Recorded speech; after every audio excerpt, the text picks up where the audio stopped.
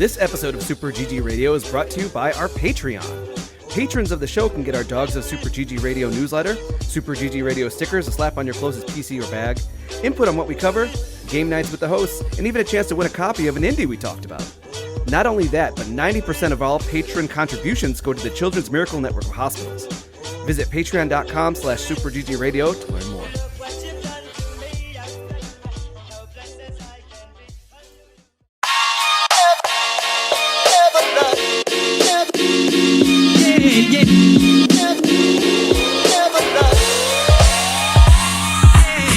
What's good, Internet, and welcome to session 239 of Super GG Radio, where friends chat about video games and all things adjacent. I hope everyone is good and loose this week, so we don't sprain anything. That being said, I am your sickly and sick AF host, Alex Arona. I'm hot-buttered, check it and see. I have a fever of 103. No, seriously, I may pass out during this recording, or do a sick 360 flip. Continue listening to find out which one.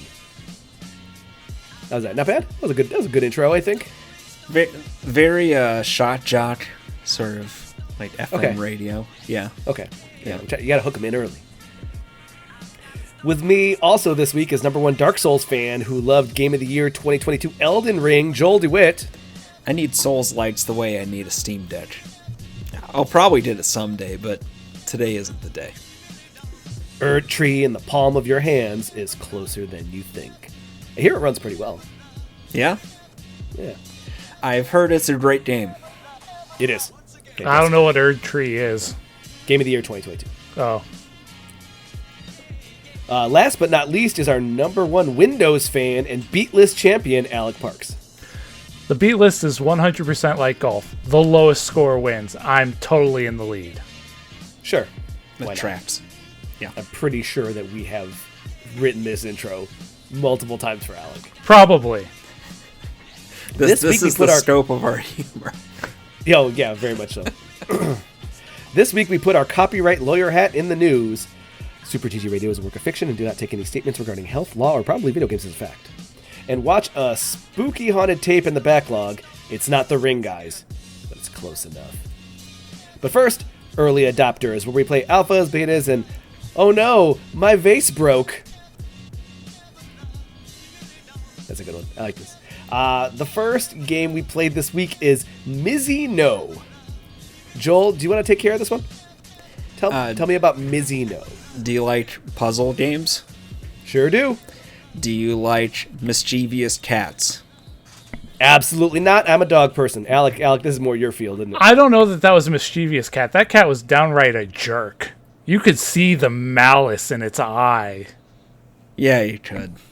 I don't know. I that's part of its charm. Mizi NO is a game where you are either seeing a cat or are a cat that is very happily knocking vases, cups, bowls, other things off of counters. And it'll be a multicolored vase or, like squiggly lines or things like that. And when it falls, it'll crack into the different puzzle pieces. Yep. And in order to pass the check and move forward, you then rotate and fits in place the right pieces. You pick up a piece with the left click. The right click was to rotate it. Yep. And then you had the click and drag to try to mate up the right pieces. So it starts off really simple. The first one was, I think, 6 pieces. It was a cup or something. And the cut lines were nice and clear about where it was going to line up with. So it was a good introduction. And then as it got further, I think the last one had a good, it was probably like 15 pieces or 20 pieces, I thought. And like most puzzles, it becomes more complex, and then you're suddenly having to, align in your mind the way the shape of the shape is, plus the pattern of the colors, and just a lot of patient looking for that. But that seems to be kind of what this thing is, and I hope that there is something broader for the cat. I'm not saying I need to like a narrative arc, but I would hope maybe there's other things he'll find himself knocking down, or maybe they'll show something beyond just the screen of him and showing him swiping, you know. Oh, you mean like a lamp or something? Yeah. Okay. Show him moving to different parts of the house or something, because I think most of the stuff was stuff you'd find in the kitchen when we were playing it. But I thought it was neat. Looks great. Very, very pleased with it. Very simple premise, very effective. The only thing missing is getting super glue accidentally on your fingers and then getting those pieces of shard of vase stuck to your fingertips, which happens to me quite often. More times than I'd like to admit. How about that? I could see you gluing yourself to yourself. I've at one point glued myself to a table once. I thought it was funny. I said, "Hey guys, this is really hard and real tricky, and it's all over my hands." And they go, "That's crazy." And then I go, "No, look at this." And I smack my hands on the table, and they definitely got stuck to that table, and we had to get whatever it is to loosen that up. Was it nail polish remover? I think it is. Yeah, acetone. Yeah. Actually, this was recently. I had a mice problem, and I had the foam to close up holes. Yeah. I had to have my hands in acetone for a while. Oh. Yeah. Rough. But that is Mizi NO. And with this cat going around causing all sorts of trouble, I wish we got a stunt on these cats. Just like you had a stunt and Stunt Paradise. Joel, Stunt Paradise. This game is it's kind of a Trials like, where you're in a car doing cool stunts. It looks to be like a movie set where you have to hit the right, you have to hit the triggers to cause explosions, which move you to the next stunt. It does a lot of you have to reverse, angle yourself up and down, doing flips, and to kind of get yourself through these complicated tracks. Alec, did you get a chance to play with this one? Oh yeah, I did. It was pretty basic. You had just forward, backward, and rotate were your only controls. Yep. I really enjoyed doing the back flips and front flips, getting those extra coins for landing the tricks. I could definitely see a leaderboard going into the final game. And also speedruns. Yes. Joel, are you happy to see Trials come back? I like this variation, right? And it had been a while. I didn't hit the last Trials game. What about Leica? Did you get your hands on Leica? Not yet. It's on my wish list. But this one, I like the fun inherent in this. Like the Trials games, their motorbike, there's a silliness of the kind of screaming and ragdoll nature of it. Mm-hmm. But I think there's just a lot more comical humor happening in this. There are parts where you're jumping on TNT barrels and it sends you flying everywhere. There are these sections where it's like bridging one segment of the match with another segment of it, and it'll have you actually like turning with the screen, or it'll show you driving and suddenly having to veer out of the way because of a truck about to turn, and the camera angle actually slides with it, and you actually have to account a little bit for the weight of that. For the uninitiated, Trials, this game is very weight and momentum centric. So there is the track. You are driving a motorbike, or in this case a car, and as you drive up and actually over a ramp or something, you are going mid-air, but you've got some agency about the angle that you fall at. So there's a lot of, to be efficient, you need to go off the track, land at just the right angle, and then that propels you and gives you more momentum in order to keep you going smoothly. Yeah, I found a few instances in this where if I started doing a back flip instead of a front flip or something like that, where I would miss the jump and explode. Oh, you would just flat out explode? I didn't miss any, which is it's not that I'm good about it. I just was playing it. I was playing it safe. I wasn't experimenting. I was just trying to get through as efficiently as possible, which is really removes experimentation out of this. I don't know. That sounds like a brag to me. It's a little bit of a humble brag. Yeah. I just happen to be better than a lot of people. Yeah. Yeah. Okay. No, but so you just flat out explode. Yeah, if you go off the track or you miss the jump or you miss the timing of anything, you just... That's pretty funny. That's pretty funny. Cool. Yeah, I like this one. We had the again, the trials, the bring back of trials is always been a thing. I think that it's been a while. They took a break from that, and I think that we need more. Like let's find other ways. There should have been competition. There should have been something else doing it. And now we have 2 games that are doing it, and I'm very happy. Oh yeah. Yeah. So we had a pretty breezy like two early games. So I think that let's see if we let's see. So this is why we're at the Super GG Radio are a dog only podcast. There we go. Okay. Ugh, those cats though. Let's toss the cat over the break and see if it lands on its feet. Is that thing a thing like Toast? No, so that's how you get anti-gravity. You put Toast with the butter side up on its back, and then the cat always lands on its feet, and you get them rotating because the Toast always lands butter side down. And it just spins perpetually. We need to test this. Let's take a break.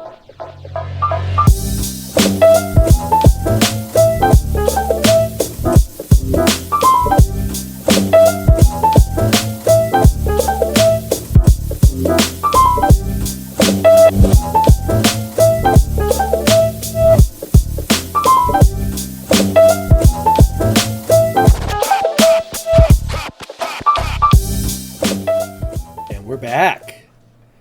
Hey, News. Are you a Schrodinger's cat? Because your death hasn't been observed. Guys, the cat hasn't landed. How far up did we throw it? Like, did we throw it like real high, or like did it break the atmosphere? I think it's just like barely outside of orbit. You know, it's just okay. It's gonna start descending soonish, but we haven't quite figured out the trajectory yet. So we threw it in the air so high that it saw the curvature of the Earth? I mean, it's going to land in either the Atlantic Ocean or Shanghai. It's one or the two. Man, now I want to install Kerbal Space Program again. Oh, that... What's wrong with that? That game. I feel like it's more almost like a tool, or it's such a simulator. Like, it's so... Yeah. Oh, yeah. It's like that white whale thing where... you play it some and get some success, but then it's just such a wall right after. It's terrible. Oh, yeah. It's terrible. Joel. Yeah. It's a rabbit hole. Trust me, I know. I watched YouTubers do the math. Oh, really? Yeah. It was fantastic. Boy. I was entranced. Just like I'm currently entranced in Pal World. But Nintendo is investigating Pal World and whether there's truth to the claims of copyright infringement. I don't know about that. I mean, I don't know anything about this except for the fact that I know there's a lot of conversations regarding Pal World and how close it's come to the Pokemon world. What's Pal World? Pal World is our newest beta breakdown on our YouTube channel, where it is essentially a survival game, and you're going around chopping wood with your fists, punching rocks, making houses, getting food, putting on clothes so you don't freeze, but then also you're taking little balls and finding creatures and then punching them until they submit and enter your pal ball. Okay. And then you make them do hard labor. Yep. Yeah, that tracks. Yep. I mean, I think that maybe Nintendo just didn't have the guts to chop up your pals for meat. That's what you got to do. That's what you got to do. You cook them, and then you eat them, and they're delicious. Yummy. You got to use all the pal. So actually, PETA has also come out with a statement about Pal World, and they're putting out a vegan guide to Pal World. Oh, good. There's also the ability to eat humans, so well, that's we can do whatever we want in this world. That's less bad, or something. You don't know which one it is. I can't tell if you're serious or not. Like that's actually a thing. I'm not sure. I know that you can capture them in PAL balls and make them do hard labor for you, people.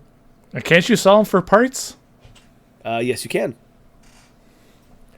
But I don't know how much about eating them. I haven't gotten that far. I just got my pals guns. Nice. So, it's a thing. I don't know about the Nintendo company and Pokemon. I can only say that it does feel like Pal World runs really well and does a lot of interesting things. And I feel like there has been a lot of discourse about how bad Pokemon the last couple games have ran. Yeah. So I think that there's probably some discourse about, crap, how'd they get this to work? I mean, there's just sort of in general, a striving or desire for some kind of alternative or competition, just as you got something to try. It's kind of like with Infamous, there was another game series that I bought that one. It's a prototype, right? Yep, I bought that one thinking that would be better than Infamous. I was wrong. It's not good? It's not bad. Okay. It's not Infamous. Yeah, fair. Like, people talk about Infamous as like one of the best, and I wouldn't say that about Prototype. Have you played Infamous? No. You should. I mean, yes, if they ever put them out so I can play them on a normal system. Yeah, okay. Yeah, I definitely would. Like we've got Temtem for like an online kind of cooperative experience. We've got Cassette Beasts if you want to be able to do some romance options in your Pokemons. Not the Pokemons themselves, the trainers. Trainers, you pervs. So I think that there is now a good amount of healthy competition that we can get this moving. Yeah. Yeah. I there's just been a firestorm of people really upset by this. Really upset by this, and people arguing back and forth trying to show visual evidence of whether there was infringement or AI usage in their character designs and stuff. And the AI discussion has kind of gone away now, and now it's just infringement. Yeah, but I have to be a silent observer because I don't understand. It's beyond my comprehension at this point. Yeah. But that is currently happening. Death Stranding 2, the subtitle has been kind of leaked, and the subtitle is On the Beach. Oh, so it's a nice, pleasant vacation game, right? The beach is where you go when you die. Oh. That wasn't the first place? What do you mean? I remember beaches in the trailer for the first game. Yes, that's where you go when you die. Oh. Okay. So your spirit walks into the sea. I believe it was something like that. It's been a while since I played that game. So you're walking around normal land, and then you see people, like you go to the spirit realm where there are your friends and family walking into the beach. Okay. So it's like the walk into the light kind of thing. Yes, and everybody has their own beach, and you can like visit other people's beaches, I guess. It was very confusing. That sounds like What Dreams May Come. Kind of. Yeah, kind of. Which was also a very excellent movie. Yes. Yes. Tears. Robin Williams is missed. Oh, yeah. New rumor, Until Dawn coming to PS5 and PC. Joel, would you replay this? Yeah. How many times have you replayed it so far? Oh, I probably played it back in the day. I'd say 8 or 9 times. Okay. That was you get them new trophies. That was the supermassive game that really drew me and Kelly into that narrative style of action and puzzle. For us, it was the Quarry.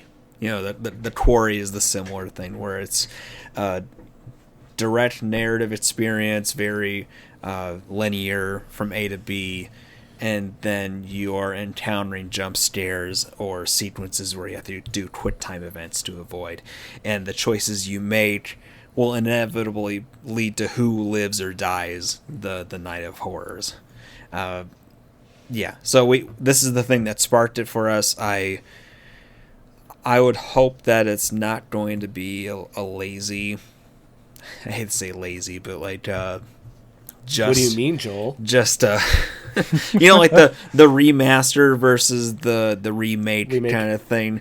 And I don't expect a remake, but there are gradients of remasters where it's like this is pretty much just a port versus something where they actually tried to make it look visually better or have the performance improved on the game itself. So hopefully the latter of those. But yeah, I feel like some of those textures and facial mapping could be tightened up a little bit. A little bit. Have all the actors come back to do new captures. Yeah.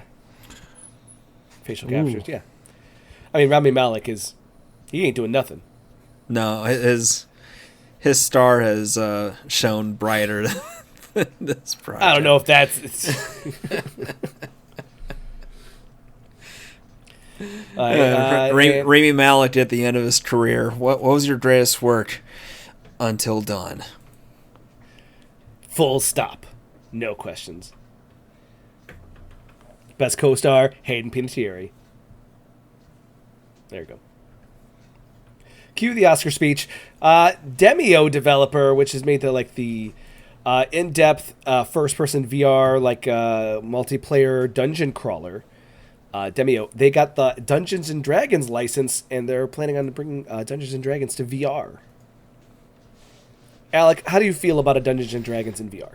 I mean, why not? Let's do it. Let's roll the dice and move our characters in VR.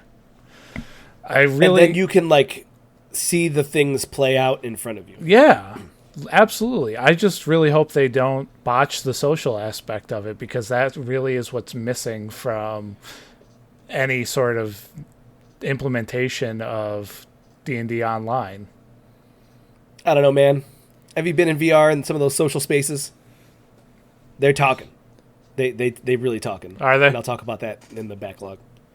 Guys, are they going to make people buy digital figurines? Yes. I mean, Joel, you have not played, what is it? What is the app, Alec, that everyone, D&D Beyond? Yep. They have dice skins that they sell. And when you press the button, in the app, when you go to roll it, they appear on the screen, and then they turn into fire and ash and disappear. Were you there when Kevin and I were trying to crash the app?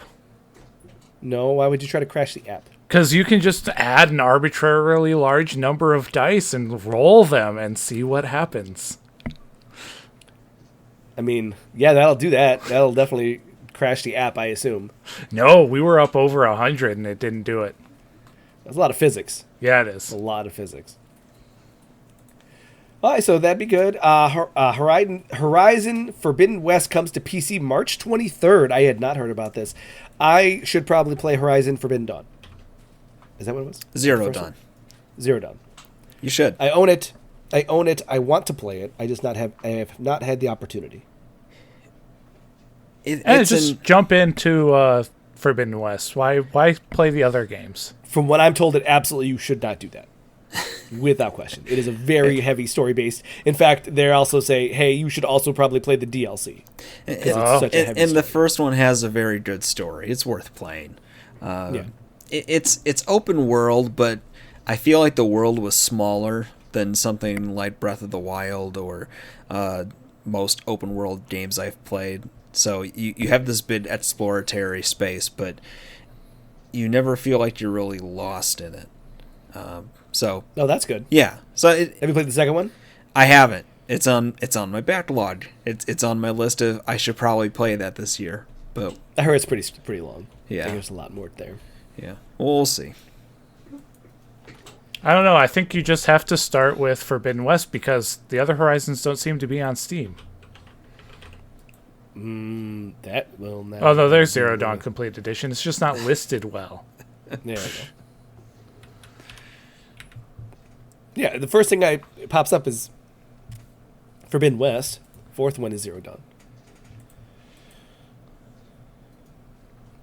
Which also makes me wonder how much is it. I already owned it on PS4, but It's $50. 50? That's too much. That's too much. That's too much. It's too much. Is there a $10 upgrade for PS4 to PS5? Do they have that? I think that one might be free. Okay. Well, for not Horizon Zero Dawn, they did not do that. Oh, all right. Forbidden West, there might be. I'd have to look. Now it's time for our favorite part of the episode, Freebies.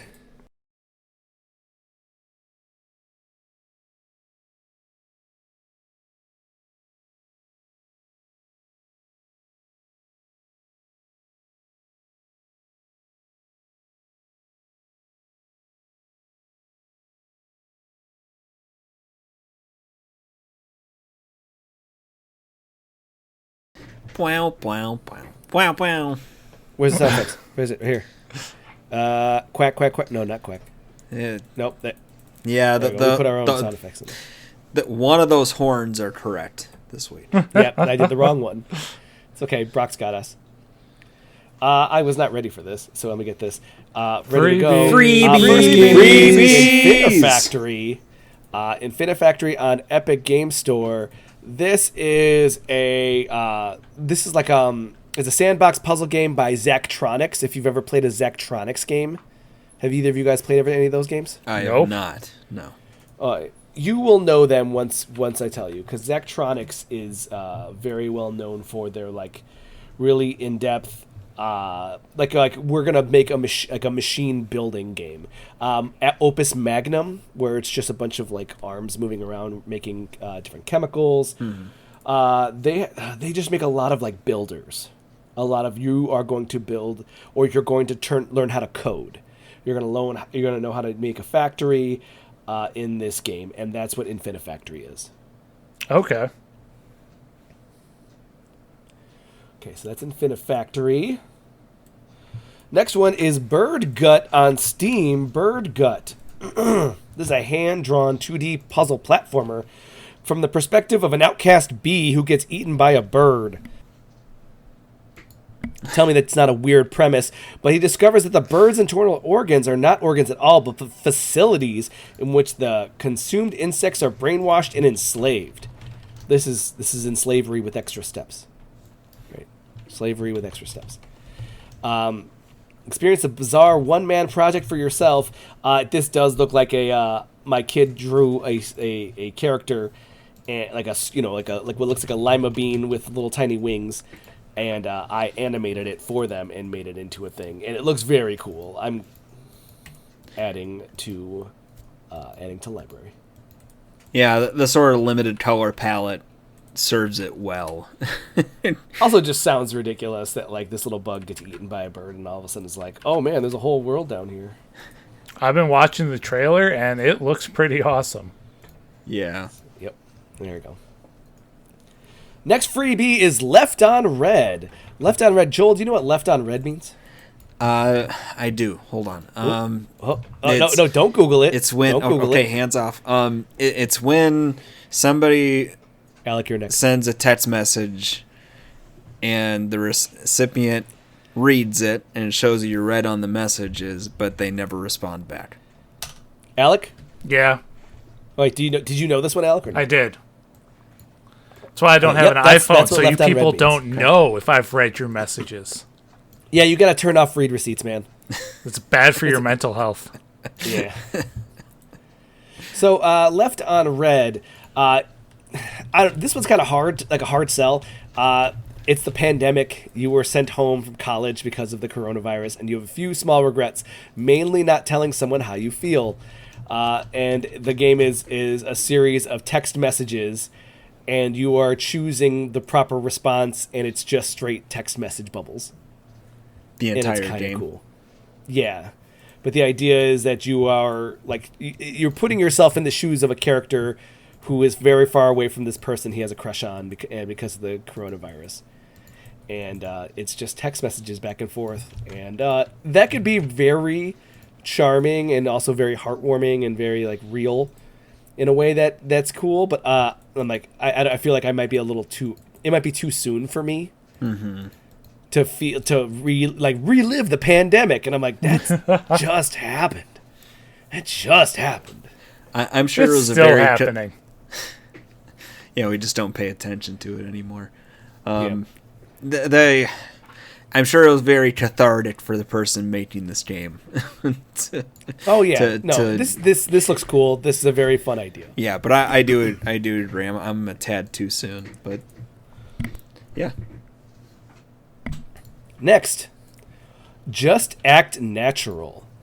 There have been a number of kind of prop hunt style games. Just Act Natural is the idea that every single character is an NPC and one person is the sniper. And the person sniping has to watch every single person, including the player who's acting and looks like an NPC. Otherwise, you will get shot by the sniper. What makes this game stand out, because these games have existed before, is that this is almost entirely claymation. And it looks real wacky in a way that I really like this kind of Wallace and Gromit style claymation characterization. So, Just Act Natural on Steam. Those are some really good freebies, I think. Yeah, I'm collecting some this week. Yeah. And that'll be it for the news. Now let's take a break and, oh god, the cat didn't land on its feet! Landed in the ocean. We'll be right back.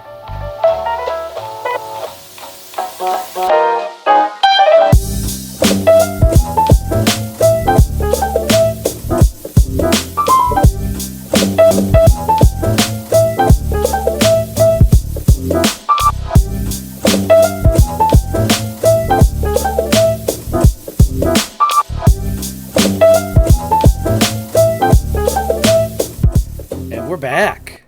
Back with the Backlog Blog, where we play games that are a little freaky. Just a little freaky. Joel, you and I played a game called TeleForum. We did. This is... It's not FMV. It's not... What would you say this game is? It's a visual novel. Okay, with multiple... They just... Yeah, a branching story path, visual novel. It doesn't even feel that much like a branching path. It almost felt like it layered on top of each other, because you would sort of lead you to new things to do. But this is the story of you going to the apartment of a coworker who took their own life and had talked a bunch about a tape that he received. And you, as investigators and people who worked at the channel, are doing this under the premise of wanting to interview his mother for the sake of a memorial, but they're actually just trying to acquire and look at that tape. He'd become obsessed with this VHS, and he tried to play it on the nightly news. It did not work, and then he had committed suicide. And you're going through and kind of making choices as to what you look at, how you experience what's going on. You can pick and choose how to have an interview with the mother, what options to do to go along with what's happening or not. But it's kind of, it's all very spooky and very scary, and just a very a deja vu, unsettling premise with some really, it's I wouldn't say it's really, it's not gruesome. No. But it definitely has the moments of the Blair Witch, where it's more, the less you see, the more uncomfortable you get. And I will say that that's kind of what stuck out to me, was that there was a couple of moments where it's oh, I can't see what's happening to the lady, but whatever it is, you have to look through a window, and all of a sudden you see your co-anchor pressed up against a wall, and she's kind of smacking into it, and I'm what is happening? I can barely see anything, and it's just more uncomfortable to know something's happening in there. Mm-hmm. Mm-hmm. Even, the language of the dialogue text changed dramatically. It goes from being conversational or inquisitive to very stark, I need to do this, or something's compelling me to do that. The writing is pretty solid. The actual visual, the photography used is really well done. So you never see the mother like full view, like full She's just color. in shadows. She's always in shadows, but it's just shaded enough to where you can still get the facial features and things, but you have to just look up close to see it. And you interview her inside her home, and it's dark, but it's also her being in shadow, so it's like almost unsettling in that place. But then another space, you can interview her in the hallway by a window, and she's standing there with a cigarette, and then she's not spooky, it's just sad, So the game seems to understand also that kind of tone and how tone and setting affects things, and how important it is to mate that up just right to have a compelling story. Yeah, at one point they kind of like take away your agency by like making you not have the ability to like control your, like it says like, oh, the camera, did I have the camera before I was born? Is it just part of me now? I can't help but look through it. I can't even look anywhere else. Only camera. It's like, what? And it does like a lot of like kind of looping parts to it where it just kind of like you kind of relive it a little bit in a very, but like, just enough details that things are different that it feels even more, it's like jarring because things are different. It's like, why is that there now? Oh, that feels gross and like weird. Just stuff like that where they do a lot with very little. There are little things too that add like a fun little bit of tension, low stakes. So when you first arrive at the apartment, she offers to get tea or coffee, and while she's gone, your reporter is saying, okay, now we need to snoop around and see what clues or things we can find to investigate about what happened. And you'll actually click icons on the wall and get more like context or flavor text of things. And I think you really only did so many clicks of items before they stop you and she arrives back in the room. So as you're going through these different loops of playing the game, it kind of behooves you to the next time hit this other segment of pieces on the wall to see what it opens up then. Yeah, and there's even things that I didn't notice that like my co-host was like, that thing above the door, get rid of it. And it's like, what thing above the door? Like I had to look up and, oh, there's a thing above the door. Just like they kind of clue you in on like little things that you might have missed and you can ask about, So it's very cool. TeleForum is a very short time game, but it does enough spooky. At the end of the day, nothing is really explained. It's just, well, that was a story that they definitely did, and I kind of liked the fact that they just kind of kept it open-ended, because at the end of the day, not knowing what happened made me more uncomfortable. Yeah. I was about to say visual. It's an audio podcast, Joel. Because you're just nodding your head at me. Yeah. And Joel, you also said goodbye to Volcano High. I did. Goodbye Volcano High was a game that it was very striking from the start. It's like lo-fi indie pop music and a very striking, beautiful type of artwork that is very colorful and evocative.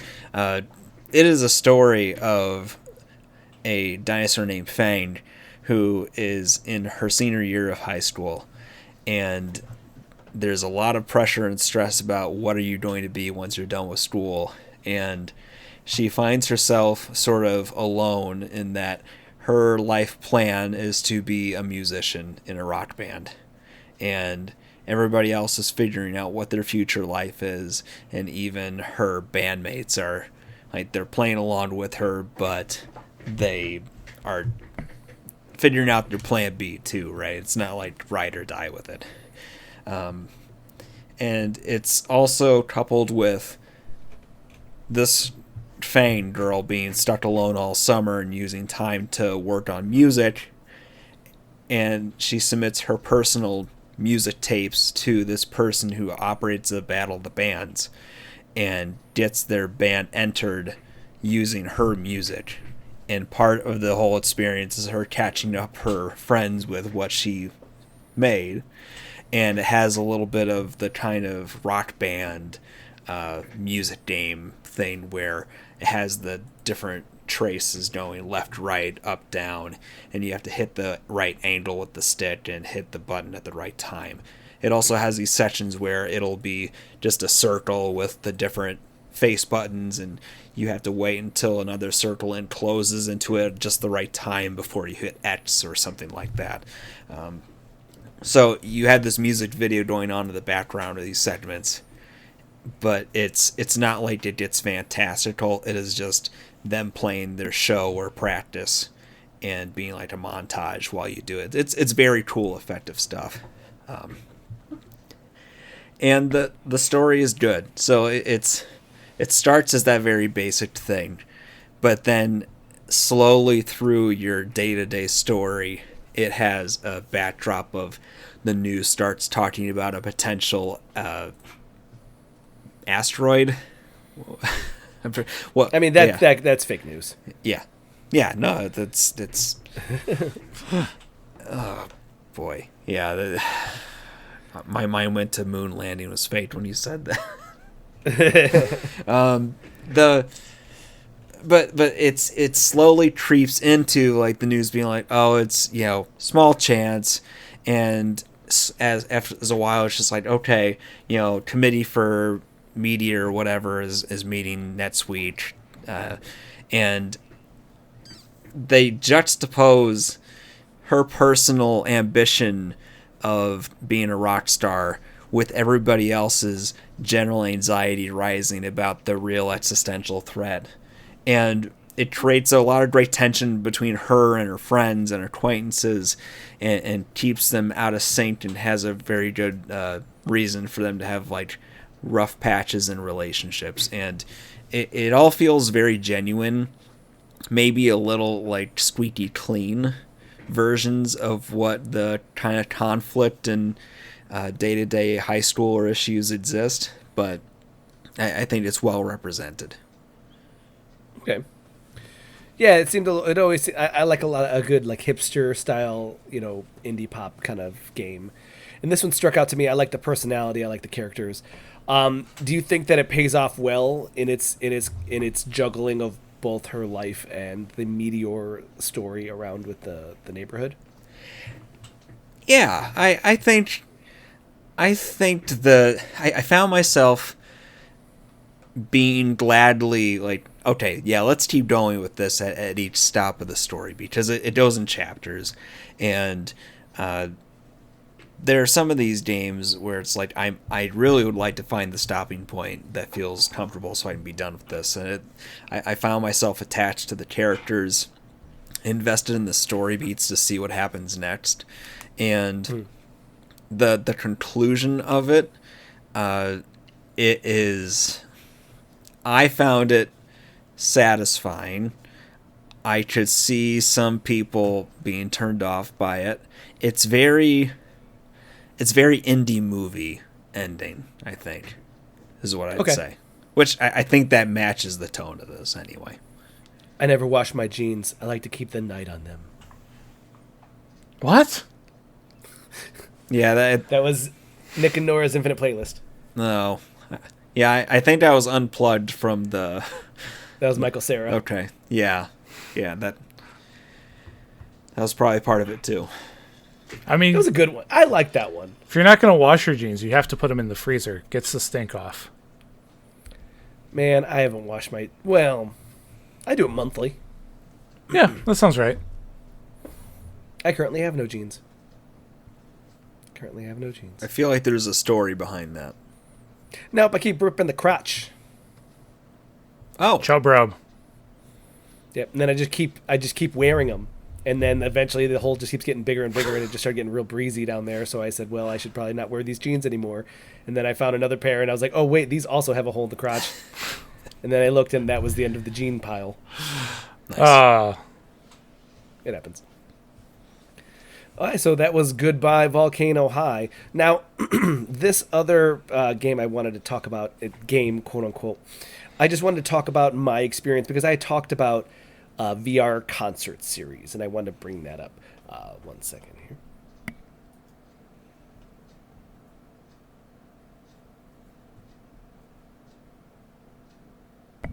You guys could have while I was sneezing, riffed it up and not had awkward sounds. But that's fine. It's only awkward if you make it awkward. I am not editing any of this out. Oh, God. Enjoy. Okay. So I downloaded the VR kind of experience, the social area. Mm-hmm. And I kind of wanted to see what it was about. And after like a lengthy tutorial teaching you how to shoot like a dart gun and how to join rooms and blah, blah, blah, and turn off your mic and turn on your mic and have conversations and whatever, and had to make an avatar, which I had never done because I don't care, I was able to go through and see the world of the VR space, which had like games and movie nights and like groups that you can come hang out with. A lot of them are Christian. Like, but, creepy Christian? A little bit like they kind of check you in, like, hey, you into the Jesus? Oh, okay. You into the Jesus? Like, they kind of ask it the questions.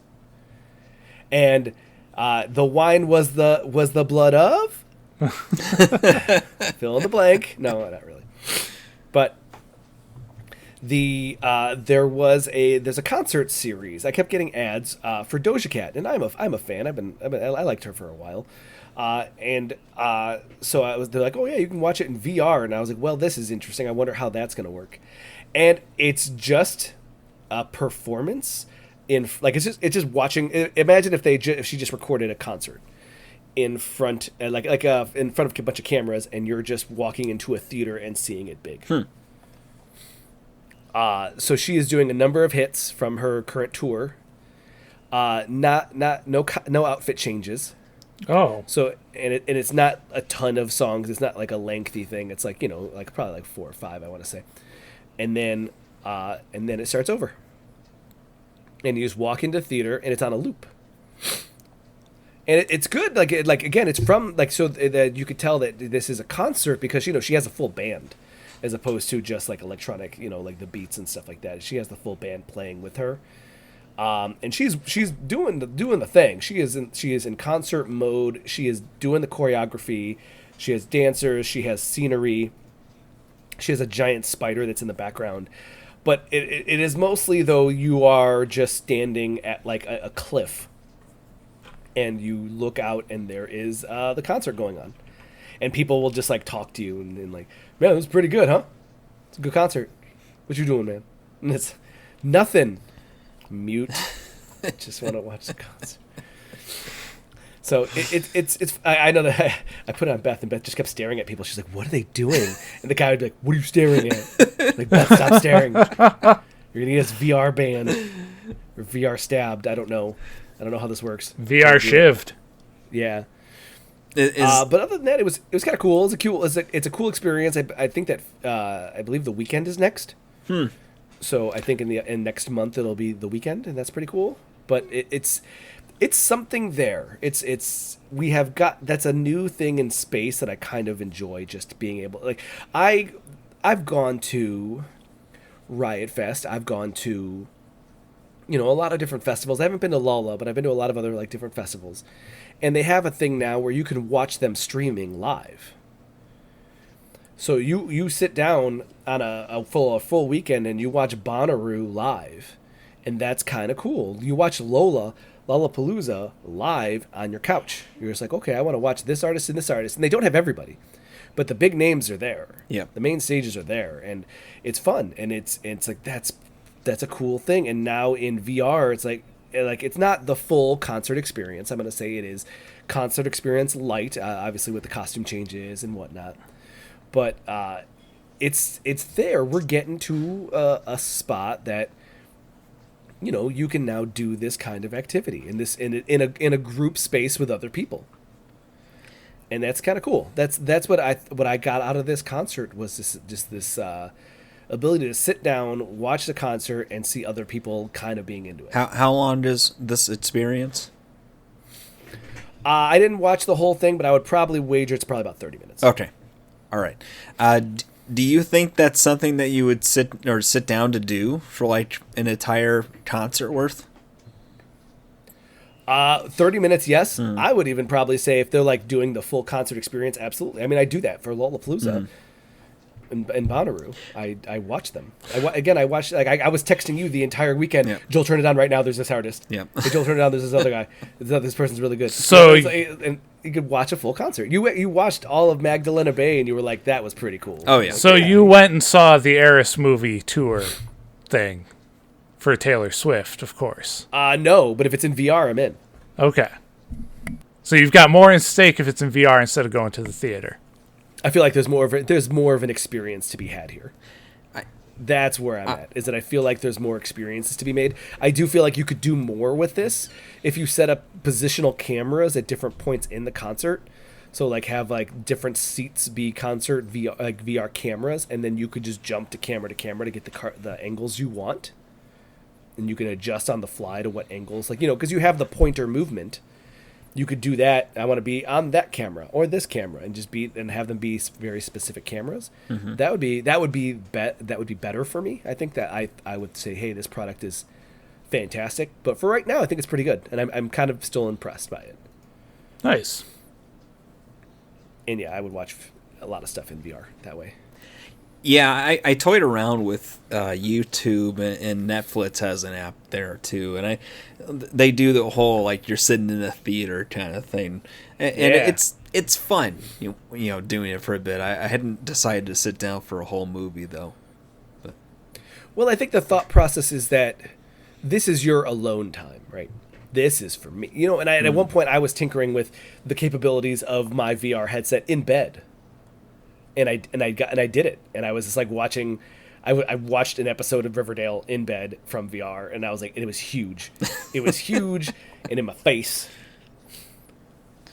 Archie's abs, the size of my head. But it was just in general. I'm saying is that it like all of this stuff is very much like I'm gonna sit and this is gonna be the me time. So I'm gonna experience that. The mirroring, I will say with VR, the mirroring capabilities. Mm-hmm. Suck. Like it's not innate. It's not just mirror to TV. No, really? You have to go through the app, I think. And even the app doesn't do it. Like I can do it to my phone. Yeah. But I can't cast to my TV. Really? Yeah, there's a way to do it through Xbox with a $20 payment.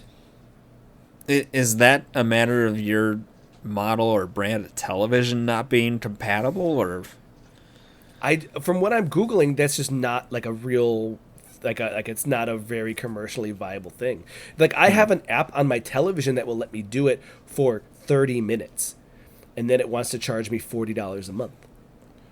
Whoa, that's a ripoff.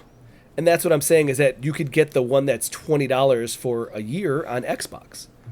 And that would work just fine as well. But like, I think that like if you have because I've looked into the avenues. I was Googling for hours, going through and testing all the different things. My Chromecast, it wouldn't cast to the Chromecast. It wouldn't. I dug out the Chromecast from what is it called? What am I thinking? Stadia. Yeah, I got the Chromecast from Stadia. Which, by the way, remember how part of my problem with Stadia was that it would have like these like weird artifacting lines? Yes. Yeah. Turns out that's the Chromecast. Really? Yeah, I was trying to Chromecast to it, and then it would just constantly artifacting. I was like, this is annoying. But also, the Chromecast couldn't get it. I couldn't get it to go to the Chromecast. So strange. I got to hook up that Xbox One that you gave me, and I got to pay the $20 for other people to be able to watch me in VR, unless I want to put it on my PC and then have someone sit with my headphones. Like again, that's what I'm saying is that it's not there. It's not there yet, and that bugs me. I mean, even with this though, like funny enough, the concert series, I had Beth try it, and I was like, Beth, put on the concert. I want you to watch it, and she was watching it, and then I tried to stream it to my phone, and it blacked it out entirely. On the actual headset? No, on my phone. Okay, all right. It's only for headset. So that's what I mean is that like this technology is not perfect, and that's kind of where I'm more frustrated with it. I think is that like I wish that it was just easier to do the casting. I wish it was easier just to kind of move forward on this and just kind of like because I would play it dozens of more times. I would play it with like a lot more, if I could cast it to the television, so I can include my family, right? Yeah, I mean that's what we do at our home. Haven't had. Who do you cast it to? I cast it to the television. I mean it. What? Maybe it's my old television then. What program do you use? Do you have an app or no? I think it's just the Oculus, or excuse me, Meta Quest app. Oh, the app will let you go to my. Maybe it is my old ass TV then. Yeah, I'm not sure what the break in the chain is there, but I don't do it unless we have that because I don't like how isolationary the VR experience is necessarily. Yeah, that's part of why I don't do much of it is because I like to have a sense of my surroundings. But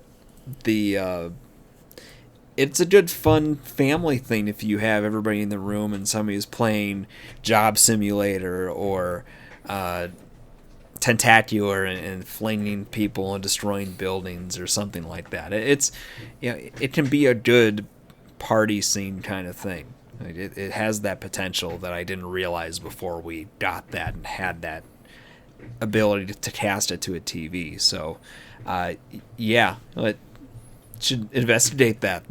That'd be a good idea. no, because I was looking at like what is the cheapest viable option. And it was like hook up the Xbox or buy an Apple TV.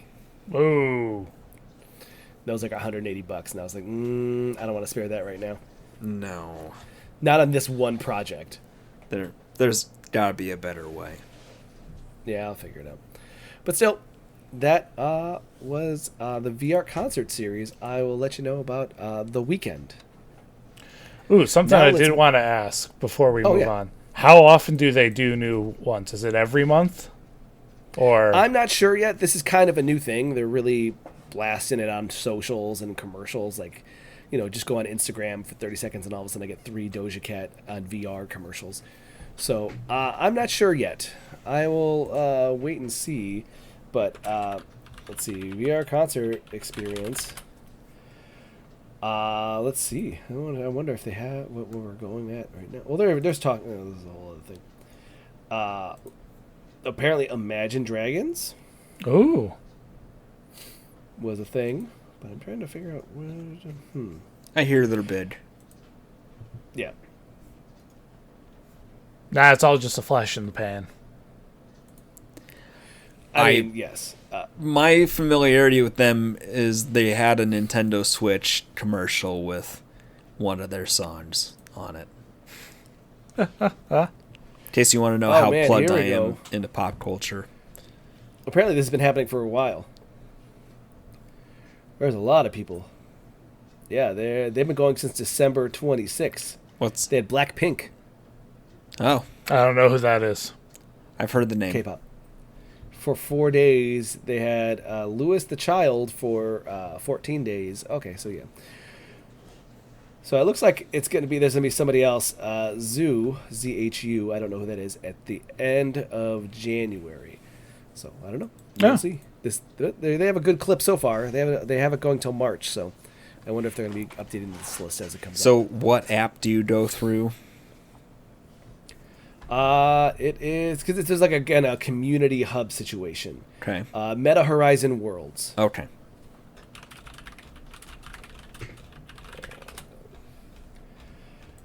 Yeah, so they've been doing this for a bit. And it's like, again, a big play space, Oh, they have a UFC Fight Pass. You can subscribe and watch UFC.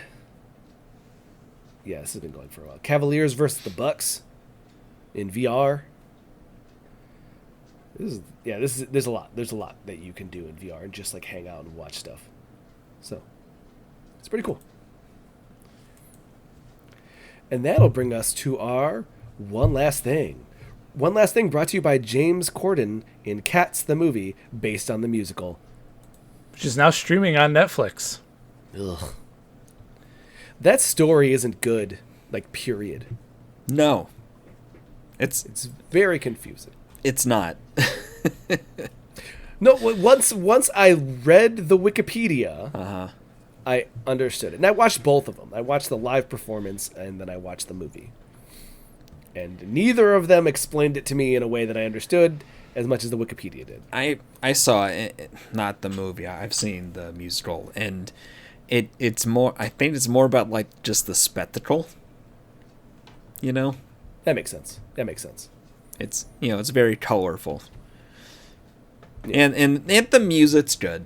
It's just, I think expecting a coherent story might have been the problem. Agreed. All right, one last thing, or give one last sentence, one last statement, sending us into the weekend and you, the listener, into the weekday.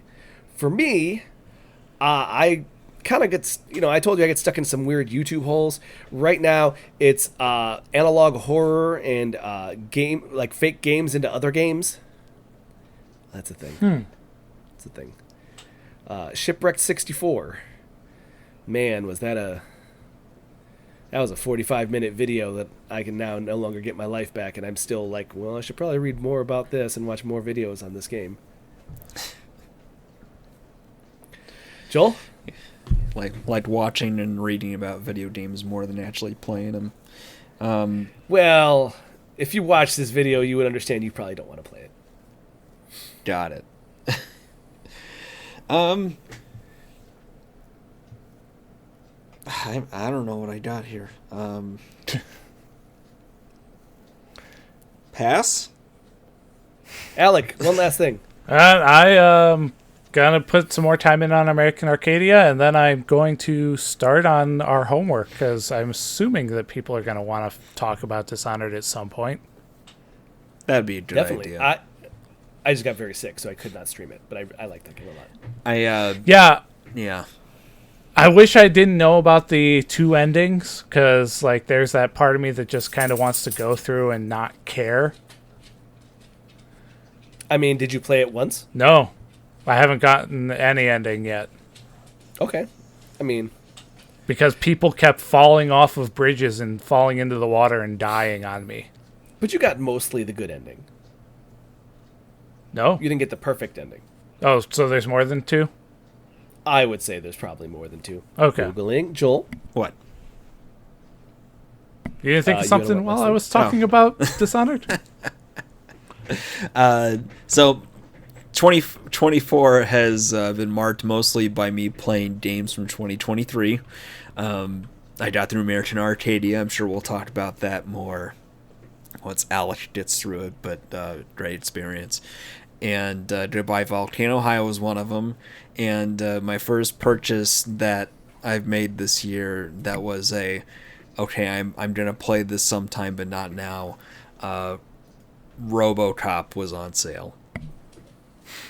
Oh, the new one? So I got the RoboCop Road City, I think is the subheader.